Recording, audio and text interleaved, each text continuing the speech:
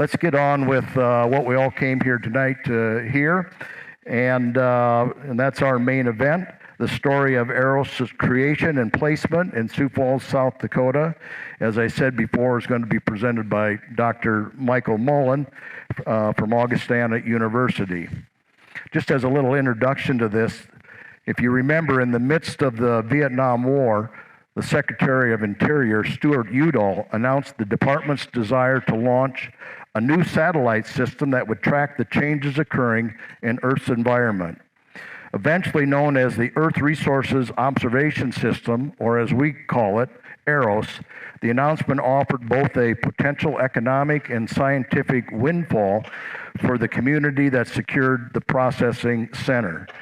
Professor Mullen will share how South Dakota was chosen and would create an economic windfall for not only Sioux Falls, but the surrounding area. Dr. Mullen, as I said before, is a professor of history at Augustana University. He is also the chair of the Regional Heritage History Department of the National Endowment for Humanities. Dr. Mullen joined Augustana History Department in the fall of 1988, and he has received Augustana's prestigious Vernon and Mildred Nyberg Faculty Excellence Award twice, and has been recognized with the Frederick C. Kohlmeyer Distinguished Teaching Professor Award. So it's really great for us to have him here. Please join me in giving a warm welcome to Dr. Michael Mullen. Thank you. Thanks. I hope I live up to the teaching awards part of this.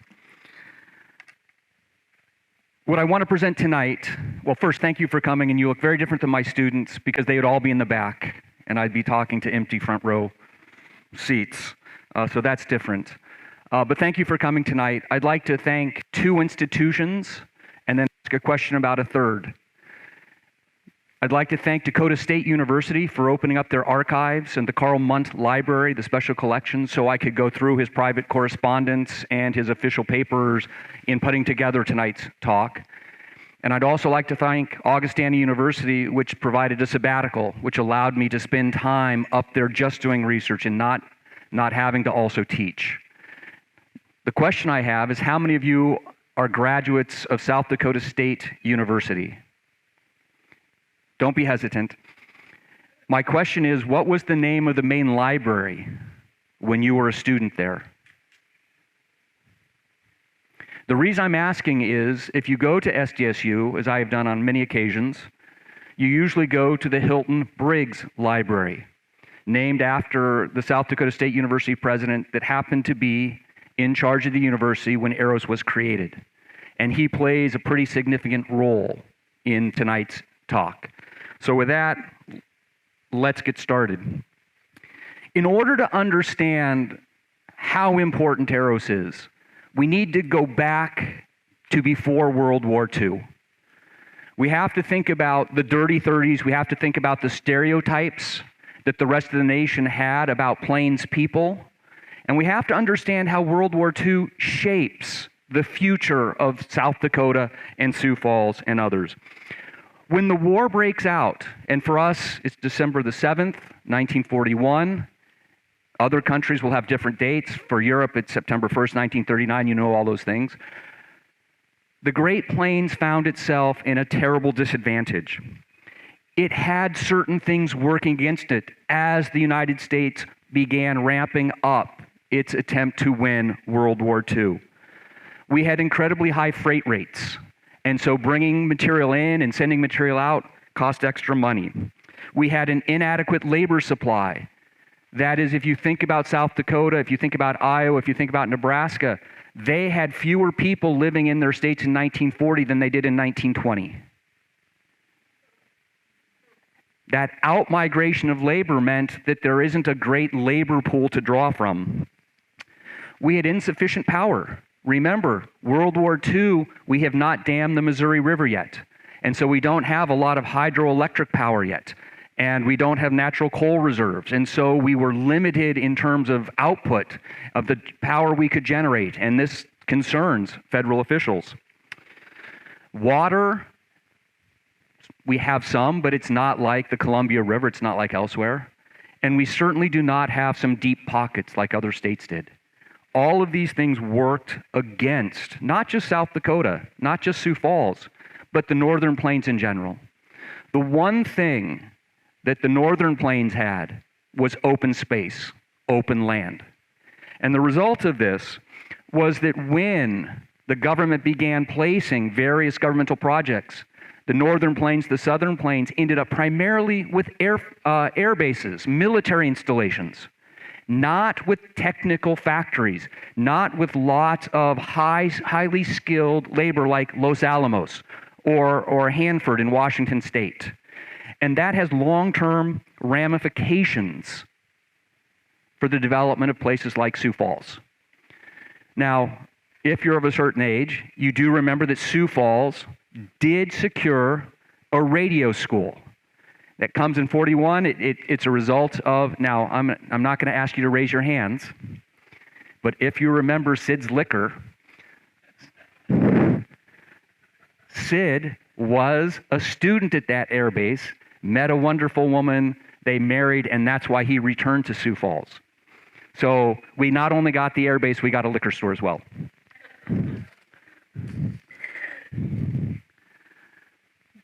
What's important about this is that whether it's an air base or whether it's a radio school, these types of government funding, this type of military operation, they have limited long-term benefits. That is, Ellsworth Air Force Base, Minot Air Force Base, Offutt are going to have a set number of people. The people are going to come in, kind of come out. You're not going to have a lot of growth. It's not like private industry where you're going to have other opportunities to grow. And this means, unlike New Mexico, unlike near Hanford, Washington, unlike Southern California, you're not going to have a lot of spin-off industries that are going to bring in high-tech, highly skilled workers. Remember, the largest employer in Sioux Falls during World War II was John Morrell. And it would remain John Morrell up through the 1980s. So we're talking meat packing is still the primary mechanism for working. I'd like to suggest that this does have long-term implications, and this is why the struggle to bring EROS to Sioux Falls or to South Dakota and outside, originally it was going to be in Sioux Falls, matters. And the man that plays the most important role in that story is Carl Mundt. Mundt is responsible for convincing Sioux Falls residents to pitch their money together to bring the radio school. In order to get the radio school in World War II, we had to enlarge the airport. We had to buy all this private property around the airport. We had to enlarge the airport. And only when it reached a certain size would the federal government say, yes, you can come. We will put it there. So Mundt was looking at South Dakota. He was looking at Sioux Falls. He was looking at the state in general, saying, how can I bring government projects to South Dakota? And Mundt is going to play an important role by reminding his colleagues and reminding his friend, and we'll talk more about this in just a little bit, his friend Richard Nixon, that South Dakota had a long history when it came to space exploration. We don't think about space exploration in South Dakota, but South Dakota was at the forefront of space exploration, space research before World War II, and for a short while in the mid-1950s. And this was important. South Dakota's connections to space date back to the 1930s. And I'm almost afraid to do this. Is this deals with our peace symbol here, something known as the Strata Bowl in the southern Black Hills, a natural amphitheater, wonderful for launching air balloons, reconnaissance balloons. A great place, not a lot of people, the winds are just right, you have this wind protection, easy in and out, it's great. In 1934, from the Strata Bowl, something known as Explorer 1 left to climb into the sky. It climbed up to 60,000 feet. That may not seem like a lot, it is. At that time, only 8 men had gone as high as 60,000 feet, and 5 of them had died due to lack of oxygen. This Explorer 1 was a joint project between the National Geographic Society and the U.S. Army. And what they were trying to find is what is the top level, the highest level we can go before men will die. A year later, in 1935, Explorer 2 went up, and this went up 73,000 feet, 13,000 feet more than Explorer 1. And the thought was that if we can get up this high, we'll be able not to look down at the Earth, but to look unobstructed at space, at the galaxy. Unfortunately for South Dakota, unfortunately for the Stratobowl, this was the end of the pre-World War II ballooning experience. The Great Depression and then the war kind of put an end to these types of experiences. The federal government began funding other projects, began gearing up for actual warfare, not scientific exploration. And this may seem strange to remember, but before World War II, the U.S. government was not the major sponsor of scientific research in the United States. The Rockefeller and Ford foundations gave more money to researchers than the U.S. government. So the U.S. government really didn't spend a lot of money on research. It was considered a private enterprise escapade. And of course, World War II changes that. It changes it for South Dakota, not in a huge way, but an important way. Following the Korean War, the U.S. government launched Stratolab 1. And Stratolab 1 was again an attempt to see, can we take instruments? How far up can we take instruments? How light can these instruments become? Can they be to withstand high altitude pressure? And then 2 years later, Stratolab 4 went up. And Stratolab 4 was designed specifically to allow instruments to test instruments without low atmosphere interference. That is to get above the glaze, to get above the gravity, to allow real pictures. If you think about the Hubble spacecraft today, the Hubble is in many ways the grandchild of Stratolab 4. What happens though in 1956, 1957? The Soviet Union sends up the first monkey, the first dog in space, right? And suddenly ballooning seems passé, seems old-fashioned, seems unnecessary, not the future.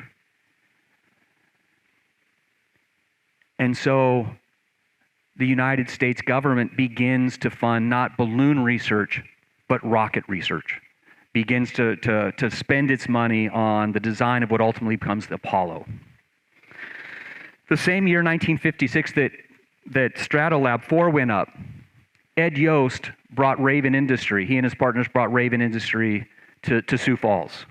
And they brought it here for the Stratobowl. They brought it here because of open space. They brought it here because of the wind patterns. But they brought it here because of South Dakota's reputation as a ballooning mecca, as a place where things could be done. You don't have to worry about coming down in someone's neighborhood. It's going to be a farm. The farmer's going to be upset, but usually they're going to be okay. These things mattered in 1956, 1957. They matter today. If you think about Google and how it is using balloons for telecommunications on the continent of Africa, if you think about how Elon Musk is using SpaceX and its satellites to help the Ukrainian government in its struggle against Russia, these small steps taken here are the origins of what we read about in today's paper. And Munt paid attention to these. Munt paid a lot of attention to things that might, and I want to emphasize might, bring new jobs to South Dakota. In 1966, November the 21st, So we're not quite a month away, and I don't know how many years away from the announcement. Stuart Udall, then Secretary of the Interior under Lyndon Baines Johnson, announced what we call EROS, this idea that we would have Earth observation satellites. And most importantly, that not only would we produce information about the Earth, we would share that information with the rest of the world. Now, I want you to think before we go a step further what this means. Whoops. No, I think...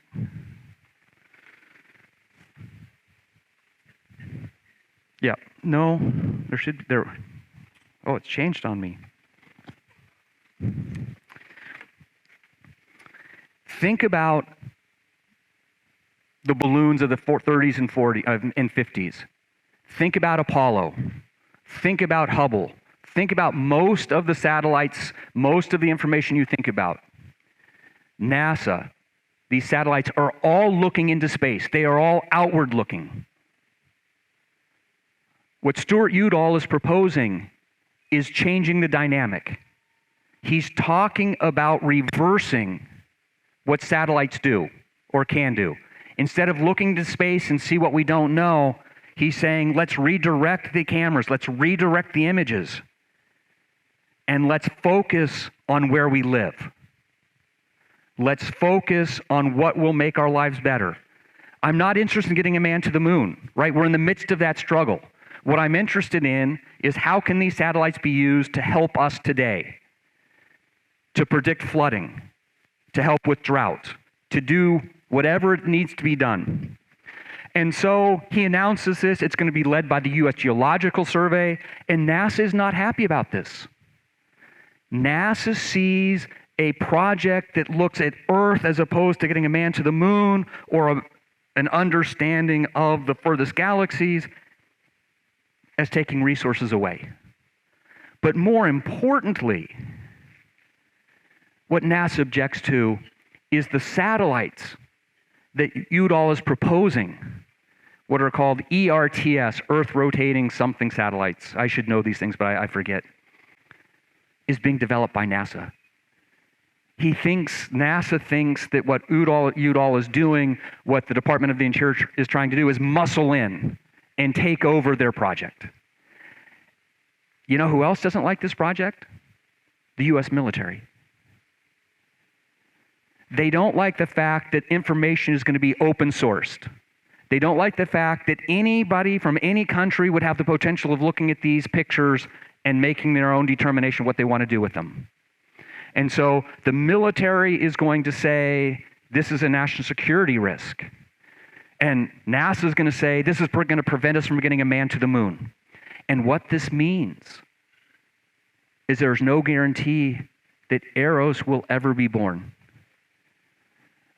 That we will create the company, the business that resides right outside Sioux Falls. To counteract or to combat this opposition within the government, Udall was able to secure a congressional report, a report that examined the feasibility of an Earth resources observation system that would look at how it might be set up, that would lay out where such a enterprise might be housed. And in the final report that comes out in 1968, released, I believe, to the public in 1969, the final report identifies 4 locations. The report says we have a 350-mile window, basically from Tulsa, Oklahoma, to just north of Sioux Falls, and about 100 miles either side of I-29. If you think about an elliptical shape, not a circle, that's, if we place the center there, we could have a system that can track the whole Earth and certainly all of the United States in one fell swoop. The 4 locations were Lincoln, Nebraska, Omaha, Sioux City, and Sioux Falls. Omaha is eliminated almost immediately. It's too spread out. It's too Western in terms of its structure. And every time I drive south on I-29 and I get to not just past Elk Point, North Sioux City, I say thank you. Because that TV tower that's there meant that Sioux City could not host EROS. They were afraid that the television satellite, the television network would block reception. And so Sioux City got eliminated. And then that left Lincoln and Sioux Falls. And this is where, in large part, Munt's friendship with Nixon comes in. Nixon and Karl Munt, they go back to 1946 when they served in Congress together. They both served on the McCarthy hearings. Even when Richard Nixon was defeated in 1960, he and Karl Munt continued a correspondence. They were quite good friends. And Munt is going to play upon that for South Dakota's advantage, but for real reasons. Despite Sioux Falls being labeled one of the 4 best spots, Richard Nixon doesn't want to put it in the north. Richard Nixon would like EROS to be located either in Alabama or Mississippi. He sees EROS, if it's to be implemented, as essential to his Southern strategy for re-election in 1972. And there are other reasons for doing it. Hurricane Camille has just wiped out Alabama. Mississippi is going to close its rocket engine factory, and they're going to lose these jobs. Fortunately for South Dakota, fortunately for Karl Munt, an internal report was found that said NASA was having a very difficult time finding skilled workers to work at the rocket factory. And the educational system of the South was in such disrepair, fights over civil rights, segregation, the like, that they did not think they had enough qualified engineers or technicians that EROS would be possible in the South. Now I'm going to jump ahead for just a minute, and hopefully you'll understand why. Richard Nixon is still undecided in 1969 where EROS should be set. He said, if we're going to do it, I'm still not sure. And at this point, Karl Munt does something which Richard Nixon is not happy about, but they will joke about it over dinner. Karl Munt goes on national television and says the Nixon administration has decided that Sioux Falls will be home to EROS.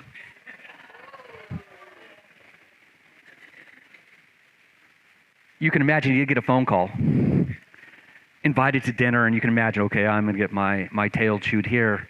They had a nice dinner, and Nixon did say, I think you jumped the gun a little bit.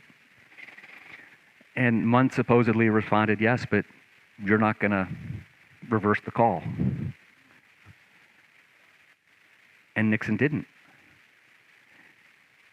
And from a South Dakota perspective, we're lucky that he didn't, because shortly after announcing that South Dakota was going to be the future home of EROS, Karl Munt had a massive heart attack, a massive stroke. It left him unable to speak. And while he is at the opening of EROS, he cannot speak at the dedication. That falls to Robert McCaughey, his chief aide. And Robert McCaughey is just an absolute unsung star if you read the Munt papers when it comes to EROS about how he kept pushing and pushing and pushing. And so this is how EROS comes, but that's not really what I'm most interested in.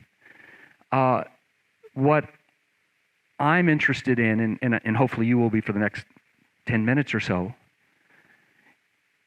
is what did Munt hoped to accomplish by bringing EROS to South Dakota?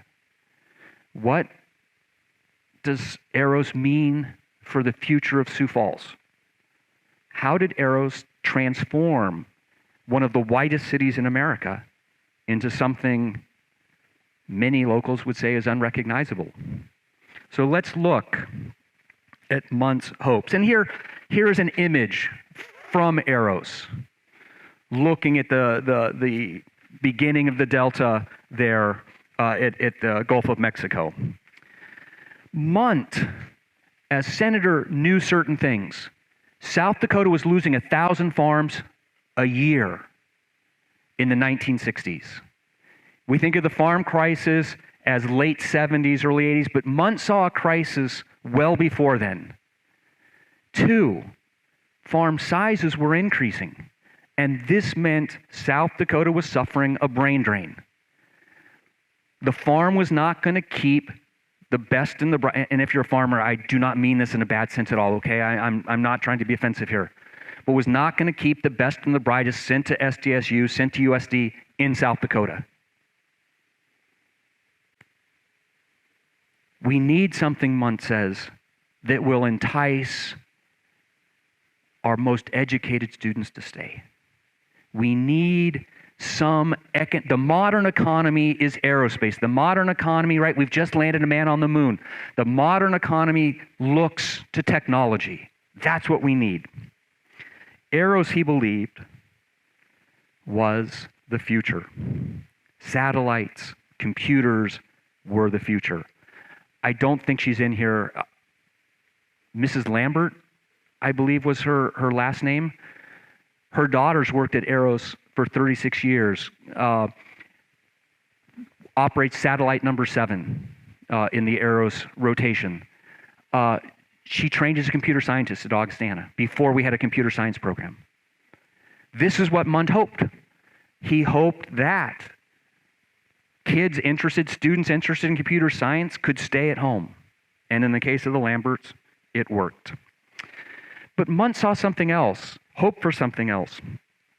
He hoped or saw EROS as an incubator, as a company, as an enterprise that could spin off additional businesses. In doing my research, I ran across a number of letters from the grandparents of some of my former students. And one of them was for the owner of Harold's Photo. And the letter to Carl Munt says, I'm not quite sure what exactly it is you're doing, but I know it has to do with imaging, and I know it has to do with photography, and I can do both. I will do whatever you take. We can do anything the government wants for this project. Count us in. The Raven CEO, this will help us recruit engineers for Raven. This will help us establish a high-tech industry for South Dakota. And so he's hearing from businessmen, he's hoping that there's a spin-off for the community. There's something else he's hoping for, and I'm going to tread lightly on this one, but I think I'm right. He never explicitly says it because he's a politician and he doesn't want to get in trouble with Northern State and USD and other schools. But the letters he shares and writes to Briggs suggest he envisions the relationship between EROS and SDSU to be similar to the relationship between the University of California and Los Alamos Nuclear Laboratories. And my question is, I come from California, so all these Californians would know this, but do you know what that relationship is when I say this? No? Yes? I'm sorry? Well, the relationship is Los Alamos employees are technically University of California employees. You participate, though you're not in California, you are owned by the University of California system. So if I am working as a nuclear engineer at Los Alamos, I'm a University of California employee. They make the hiring decisions. What Munt is hoping is that SDSU's relationship with EROS will be tight, that they will be responsible, that they will be associated with EROS specifically in organized legal manners. And if that happens, he believes SDSU will become an even better science school. It will be recognized the way UC Berkeley is for its engineering program. He's hoping to create a government education relationship. Those are his hopes.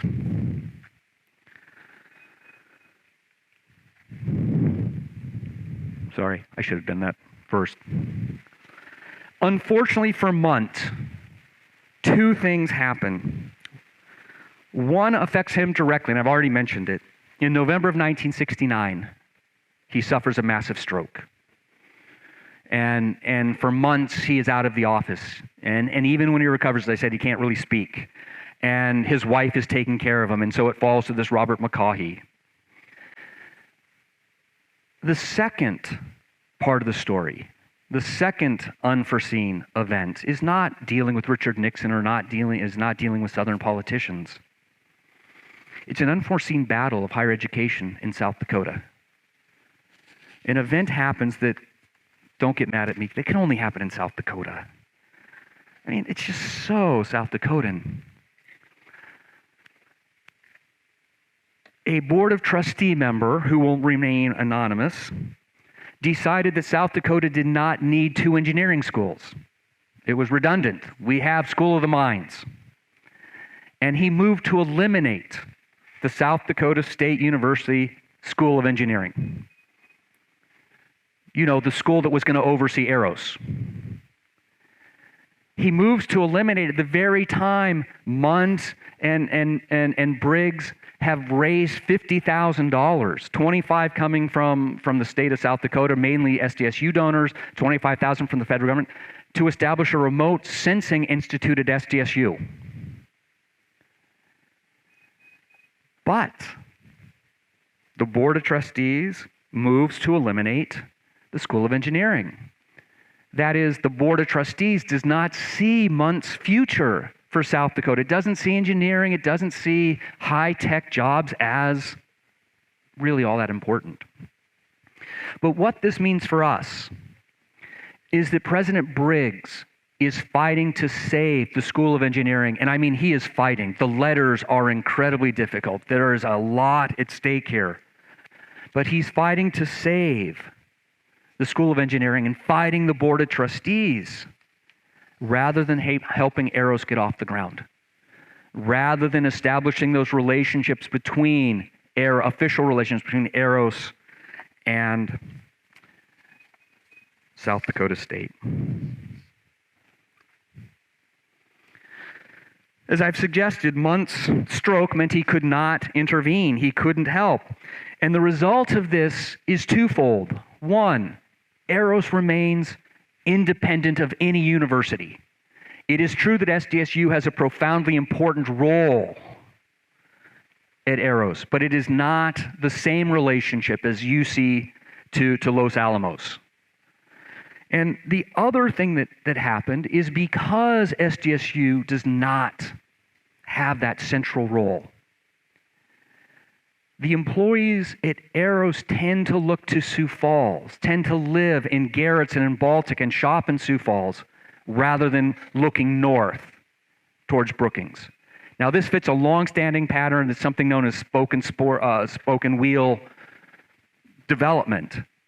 But what it means is that Sioux Falls is going to derive most of the benefits, whether it comes to increasing housing, whether it comes to increasing tax receipts, whether it comes to kids in schools. Sioux Falls and the surrounding communities are going to benefit from EROS in ways that Munt never expected. What it means then is that Munt's vision or hopes for EROS, at least initially, aren't really fulfilled, aren't recognized in the way that he originally envisioned them when he laid out his discussions with Briggs.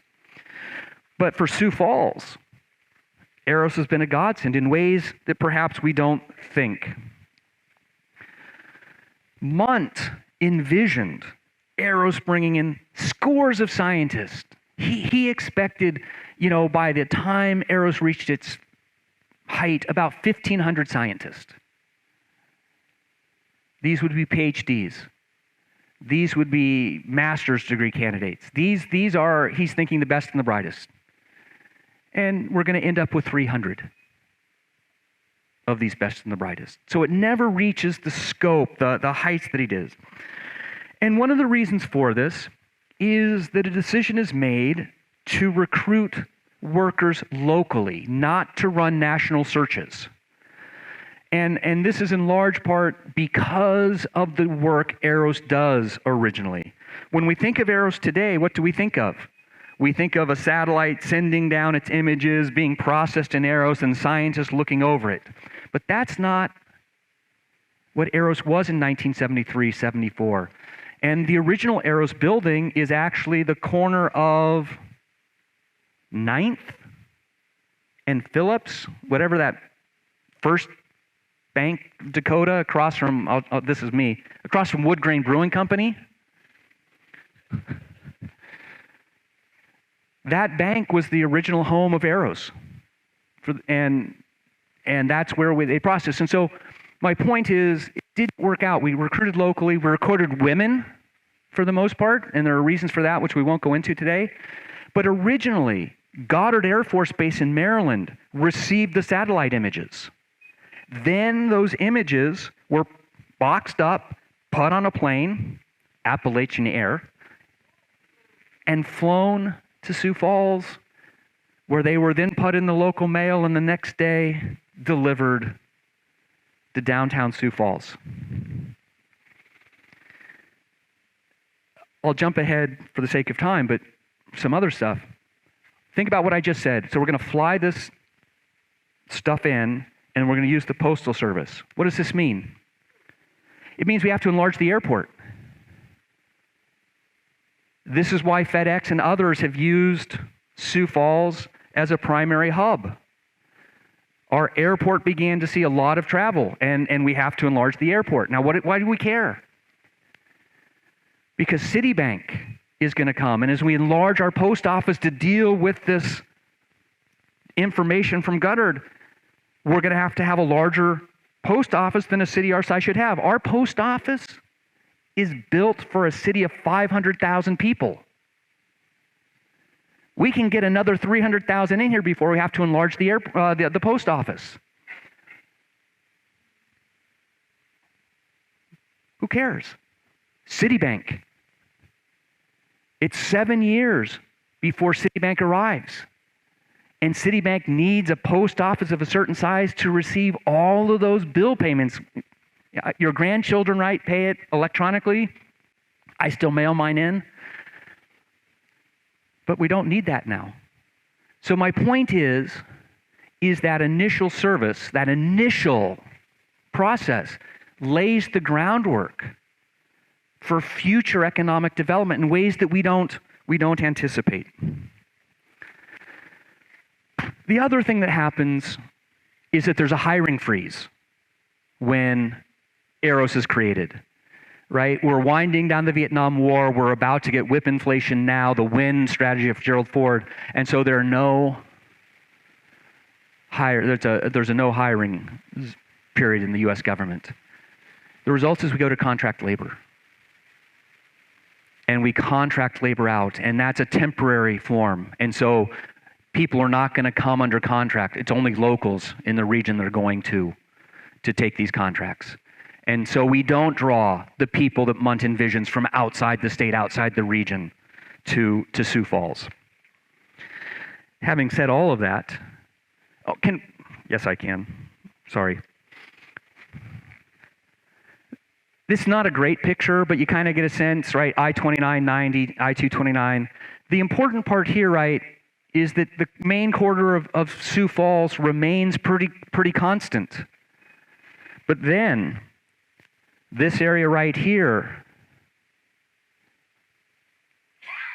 which is taken over, we hope, for Raven, but Raven says they can't use, is the very land that we're going to allow Citibank to build its business, and Wells Fargo will be there as well.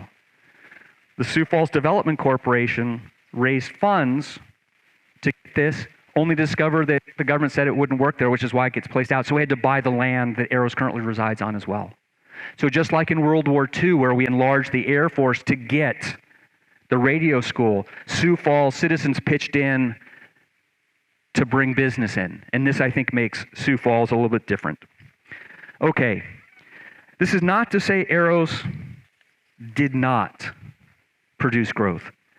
From the get-go, people are visiting. Nearly 10,000, not American visitors, 10,000 foreign visitors a year began to appear at EROS, to learn how to read the satellite images, to take that information back to their home countries. And EROS ran a series of educational one or two week workshops teaching anyone who wanted to know how to read the satellite images and what to do with those satellite images. In this sense, Udall's vision is absolutely correct. And EROS did lead to changes in Sioux Falls infrastructure. We did produce more hotels. We did produce guest housing. We did begin to see the development of bedroom communities as a result. And the quest for EROS led the Sioux Falls Development Foundation to reconfigure its operation. And that is, in fact, what allowed Sioux Falls to secure Citibank. So how does all of this fit the future that you've lived? That is, you've grown up, most of you, lived in Sioux Falls during this period of time.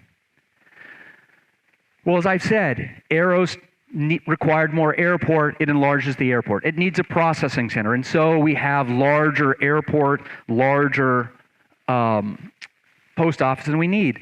What size airport should we have? Go to Sioux City. This, as I said, helps explain Citibanks. And EROS did recruit 300 scientists. And those scientists did need housing. And here you have to think about the tax structure. At the time EROS is created, tax policy said what? If I am above the age of 55, I can sell my house and not pay capital gains if the house I purchase is of equal or greater value than the home I sold. And since these scientists are coming from the West Coast, the East Coast, other parts of the nation which have higher housing rates, we begin to see pressures to build new developments. Nothing like we're going to see when Citibank comes. But in 1974, the city of Sioux Falls had no plans to develop any housing south of 229 between Western Avenue and Cliff Avenue. There were 0 homes planned as late as 1974 for that area. This is what bringing outsiders does. It creates that drive for new types of communities.